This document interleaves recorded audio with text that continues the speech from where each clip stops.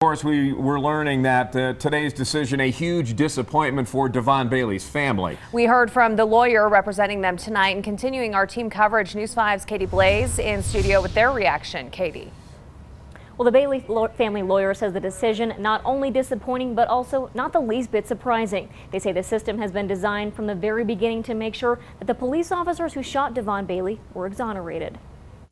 For Devon's family, this was a real kick in the gut. Attorney Mari Newman, representing the family of Devon Bailey, says the family was hopeful that the El Paso County District Attorney's Office would present a good case to the grand jury. To allow the grand jury to find that the police officers had violated his rights when they shot him in the back. But as she and others have said from the very beginning, they believe how this case has been handled isn't fair. When there is a tainted investigation presented by a biased prosecutor, the grand jury doesn't have adequate information to make that kind of a finding, and that's exactly what the system was designed for. When it comes to the grand jury decision, El Paso County District Attorney Dan May says, the grand jury is an absolute independent body.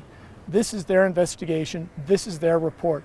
Although we are the ones that call the grand jury, and my attorney is in the grand jury asking questions, my attorney actually works for the grand jury. Quite frankly, I think it's a red herring to say the El Paso County Sheriff's Office investigated this. And for those who think law enforcement isn't held accountable, since I've been district attorney, we've prosecuted at least 30 law enforcement officers, including Colorado Springs Police Department officers. As for the Bailey family, the only way that accountability can be found in this case is by the family standing up for their rights in federal court, and that's what we expect to do.